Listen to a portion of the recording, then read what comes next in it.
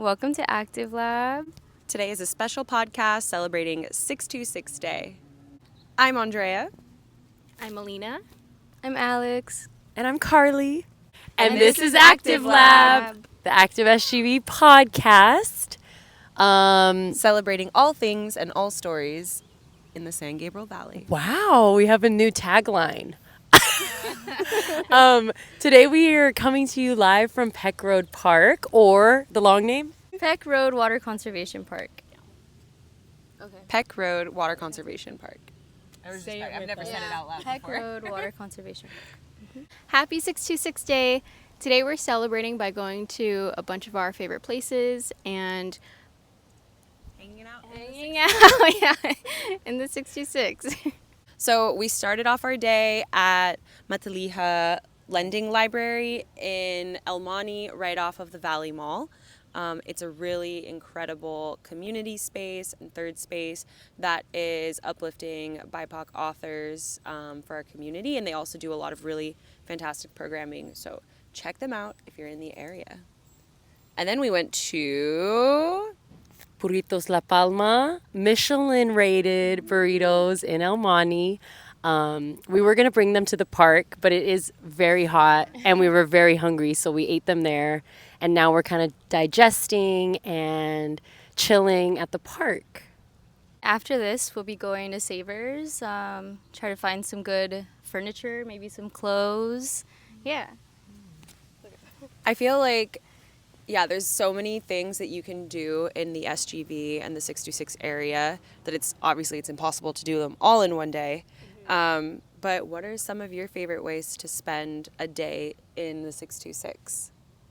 Where are you from? Yeah, so I grew up in kind of like East LA when I was a kid, but I moved to Hacienda Heights, and that's kind of like a less represented part of the SGV, I would say. It's pretty east.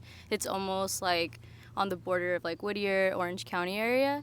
But I live really close to the Vineland Swap Meet, and that's like one of my favorite things to do all the time. I really like rummaging through some of the stuff everywhere and trying to come up on something. And also Alina and I were actually vending there for some time too. But yeah, you never know what you're gonna get, and it's just like a nice day to kind of be in community, and you can listen to some live music sometimes. Do some karaoke, have a good lunch, a good drink. So yeah, that's my favorite thing to do in the 626. All right. I grew up in South San Gabriel, and my favorite thing to do that we used to do growing up, and I actually haven't done in a long time, was I live really close to Whittier Narrows, and so as a family we would bike over to Leg Lake and then hang out, barbecue, walk around, and it's such a beautiful green space, and I think growing up we really lacked that in our neighborhood, so it was really nice to have this huge open space that we could bike to. And I do remember though once, speaking of like poor infrastructure in the SGV, biking over there and then someone in a car yelling, "Drive a car!" And I was like, what? But that's what Active's doing. We're trying to slowly improve our streets and make them more bicycle friendly. Yeah. My perfect day in the SG. Well, I grew up in the Pasadena area and also Monterey Park.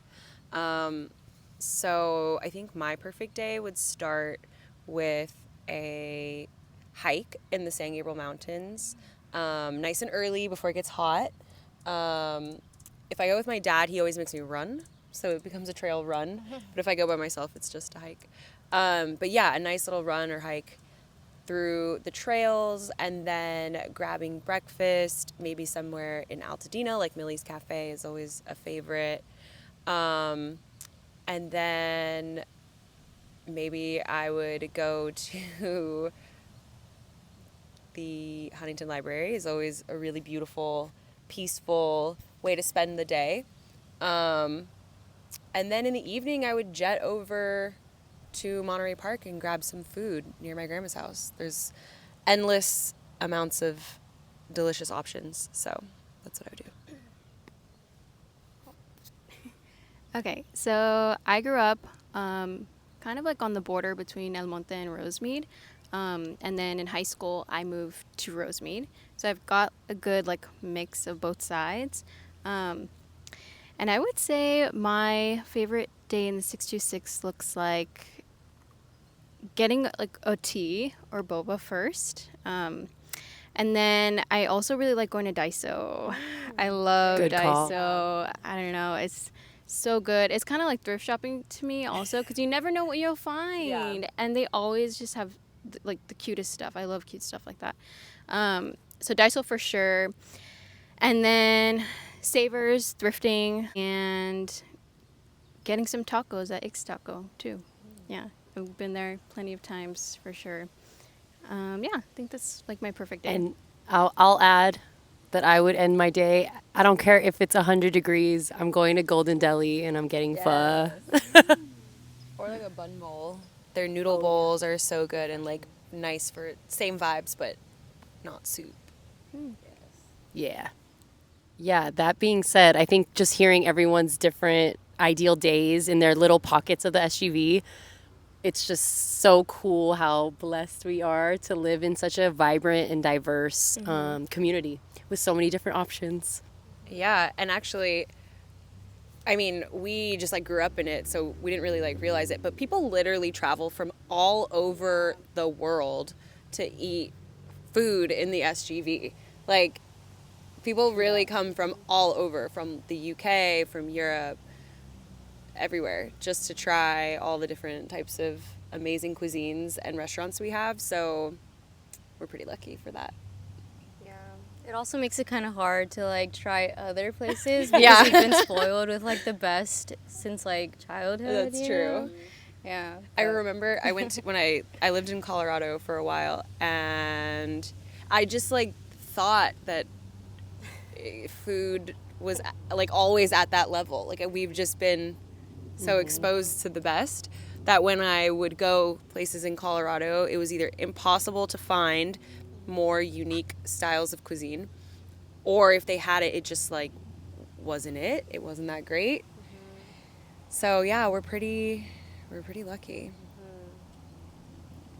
And also, I feel like the prices too cannot compete like or compare because because yeah, I just feel like you get a lot for your money in the SGV and great food. Yeah. Yeah. There's maybe I don't know if we cut this part up, but there is a banh mi place in Silver Lake that sells banh mi's for like over $16. And it's actually shocking. I refuse to order a banh mi from there because there's just no way. Don't let Erewhon start serving banh mi. Oh my It's going to be God. $50. It was crazy. Yeah. And it's like a pretty authentic, I think, Vietnamese spot, but just the price difference between there and then somewhere local is way different. It's pretty crazy. I wouldn't choose to grow up anywhere else. Me neither. So since we're celebrating 626 Day out here in the SGV, Carly, can you share a little bit about what 626 Day even is? Sure. So I don't know if this is true, but I think that ActiveSGV invented it. Probably. Don't quote me on that, but we're claiming it. And basically, like, most of the 626 area code, no, most of the SGV's area code is 626. And when we held our first ever Open Streets event, it was scheduled to be on June 26th. It did have to be postponed because of weather, but the sentiment was still there. And so we kind of like to take June 26th as 626 Day just to celebrate what we love about the SGV. Yeah, we've even had 626 Day off. We have. Like a couple years ago, remember? We like took a little office holiday. We're trying to make it. We'll bring that back. We're trying to make it a worldwide holiday. Worldwide event. It should be a bank holiday. So, Carly, how did you end up at Active SGV? Thank you for asking. I think so. You know, I grew up here, and then I moved away for college, and I was living in San Francisco, and I think it really helped me find what I loved and what I kind of wanted to pursue career-wise. And I started working for the Recreation and Parks Department in San Francisco, and really just fell in love with providing more green and open spaces in communities. And what really made me realize the difference was that in San Francisco, everyone is within 10 minutes walking distance of a park or open space, which is amazing. But when I came home, I was like, oh, we don't have that here. And yes, it's different because the SGV and LA in general is just way more spread out, and San Francisco is smaller, so it's easier to have that access. But it really got me wanting to find other people that were interested in these kinds of things. And I happened to meet Diane Velez. Shout out to our colleague, Diane. And she was working for Bike SGV, we were called at the time. And she told me about a job opening. And it just felt so almost like fate, because I was looking for this. And then I found this organization, and I was like, oh my gosh, other people who bike in the SGV. Like, I didn't know there was a whole crew of like young people also doing this work that I was passionate about. And so that's what brought me here. And I haven't looked back since. I think I'm 6 years in. Do you want to share? Yeah. Okay. So I'm only a couple years in, and similarly, I've just been wanting to find a job that aligns with my values. And a couple of years ago, I just knew that I wanted to work in like some kind of environmental activism or sustainability, and I wasn't really sure exactly like how to get into it. I worked for a public lands agency for a while, and I realized that I wanted to work a little bit closer to home and actually create changes locally, and again, like create more green spaces and prioritize that in our community. So I started working for like a local conservation corps, which is on the same campus, the Jeff Seymour Center. And so I saw our e-van, and it was like really cute, and it had all of these little animals on bikes. And I asked someone who was getting out of the van, like, what is this? Like, what do you guys do? And he told me ActiveSGV. So then I just started following the work, and I'm really glad and I'm really grateful to be here. And yeah. That's all. Yeah. I would say along with that, I actually also worked at the conservation corps that Alex is talking about. And I think at the time, we just really enjoyed being outside. It was probably like during the end of like the quarantine, and we just loved being outside and hiking. And the conservation corps did work a lot with like restoring the outdoors. And yeah, we just decided like that sounds like a great opportunity, and that's how I also found out about ActiveSGV was the Jeff Seymour Family Center. Okay, similarly to what Alex is saying is that I started seeing pretty much everyone at Active just in how involved they are, and so that kind of inspired me to join the Parks Commission for the City of Rosemead. So I'm also on that. So it's nice to have like to be on a commission in a city that I grew up in, but then also do work in the San Gabriel Valley that ties it all together. So yeah. My story is similar to Carly's story. I grew up in the SGV, and then I left for a very long time. I was out of the country for like almost 10 years, and then came back to LA, and I was kind of like looking. Previously, I was working with a lot of indigenous communities, and I was looking for work that would still connect me with my community and involve a lot of the skill sets and the tools that I already had been working on. And Carly and I rekindled our friendship just before that happened. And so while I was looking for a job, Carly had posted a job posting at ActiveSGV, and I applied to it. And here I am, 5 years later, working the active life. I think that's what's really cool about ActiveSGV is that it's not just like a job to us. It's all tied into our values and lifestyle, and I think that's so special and rare. But so good that we all found each other. Yeah. Oh my God, are we gonna cry? What is everyone's favorite SGV lore? Ooh. I don't know Just like I'd have any to- like kind of like urban legend or myth or cheesemate or like anything that like contributes to the culture of the SGV. Any what? Okay, Babe. I don't know if mine's lore, but it's like spot/hangout, which I didn't shout out in my ultimate day because it's kind of not the same. But the Montebello Town Center, I will not be calling it the Shops at Montebello, which is now rebranded to. But we used to call it the MTC. And growing up, like we would go there all the time, and we'd go to Claire's, and they had a sticker picture machine, and we'd take sticker pictures. We'd also go to like the little the little photo spot where you get like chola photos. I don't know what to call that. It wasn't JC Penney. It was like a mom and pop one. Okay. Yeah, with the foggy and the like backdrops.